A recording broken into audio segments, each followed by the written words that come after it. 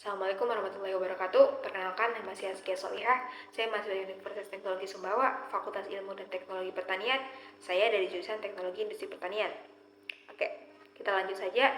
Jadi, saya di sini akan sedikit menjelaskan tentang makalah saya yang berjudul Studi Kasus Berry Callebaut, sebuah perusahaan agroindustri coklat berskala internasional yang mengedepankan keberlanjutan. Tapi sebelum saya lanjut ke Berry Callebautnya, saya akan sedikit menjelaskan apa itu agroindustri.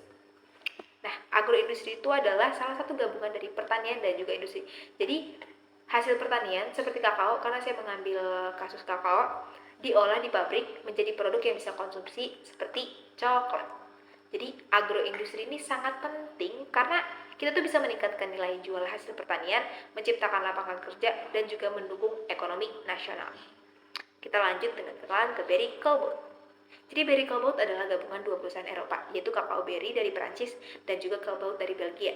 Mereka ini digabung tahun 1996 dan sekarang tuh jadi salah satu perusahaan coklat terbesar di dunia.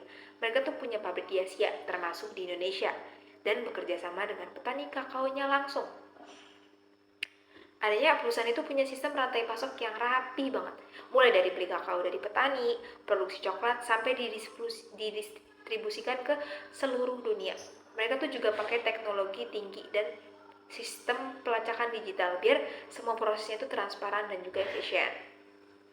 Nah, kelebihan dari Berry Callebaut tuh, saya di sini punya 3 poin kelebihan dari Berry Callebaut. Yang pertama itu adalah pemimpin industri coklat di dunia. Jadi Berry Callebaut ini bukan perusahaan kecil-kecilan ya.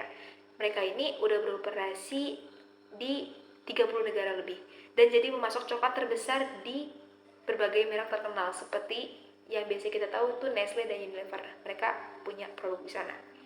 Yang dimana mereka tuh punya jangkauan global yang sangat besar, sistem produksi besar yang juga efisien. Produk mereka ini bisa ditemukan di seluruh dunia. Poin kedua, punya program keberlanjutan atau Forever Chocolate.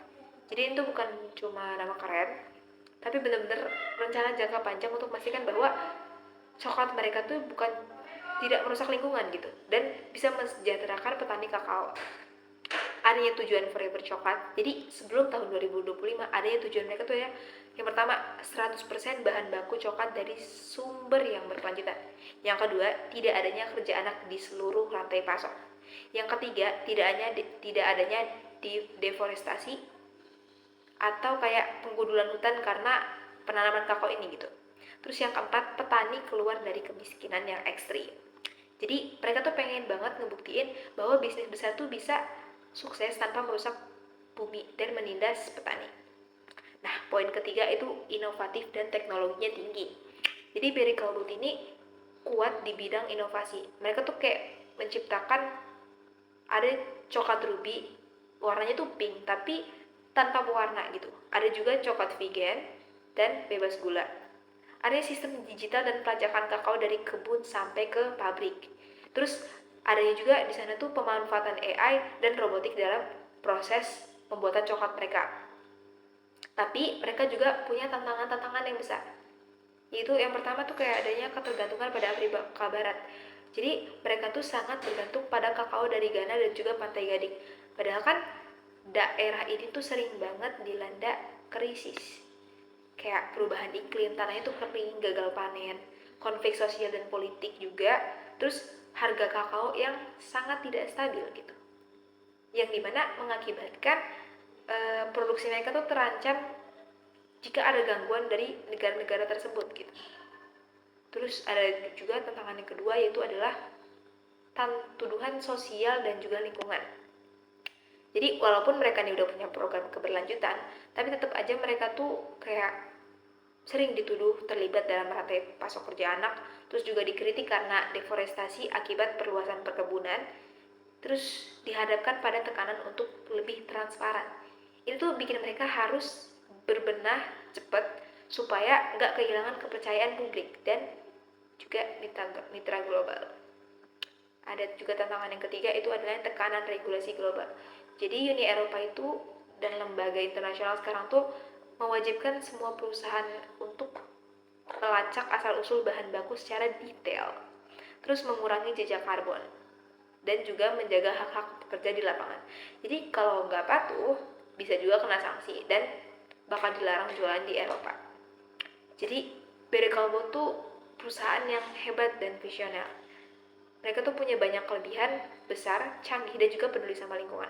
Tapi mereka juga tuh menghadapi tantangan besar kayak ketergantungan pada pasokan kakao tadi kan, terus tuduhan sosial dan lingkungan. Nah, tapi lewat program Forever Coklat, mereka tuh pengen banget buktiin ke semua di dunia ini kalau misalnya industri coklat tuh bisa lebih adil dan lebih hijau. Tapi kan semua itu masih butuh proses, kerja keras, dan juga kolaborasi. Jadi sebenarnya Barry Callebaut ini sangat serius banget sama keberlanjutannya. Target mereka tuh nggak kerja anak, nggak ada deforestasi, dan juga semua produk 100% berkelanjutan sebelum tahun 2025 ini. Mereka juga inovatif, misalnya kayak coklat berbetaji, coklat vegan, dan juga banyaknya sistem pelacakan digital dari kebun ke pabrik. Perusahaan ini juga itu bukan cuma penghasil coklat, tapi berperan besar memperbaiki petani dan juga lingkungannya. Mereka tuh aktif di negara yang berkembang kayak Indonesia, Afrika, dan ekspansi pasar dan misi sosialnya. Jadi Barry Callebaut ini bisa menjadi contoh perusahaan masa depan yang adil dan juga berkelanjutan. Jadi sekeren itu mereka. Tapi mungkin ini cuma itu aja sih penjelasan dari saya tentang singkat tentang Barry Callebaut dan bagaimana cara menjalankan bisnis yang cuma nggak untung aja, tapi mereka juga ingin menghijaukan itu. Tapi ya semoga video ini tuh bermanfaat, bisa buat jadi inspirasi buat agroindustri di Indonesia. Terima kasih sudah menonton. Sekian dari saya. Assalamualaikum warahmatullahi wabarakatuh.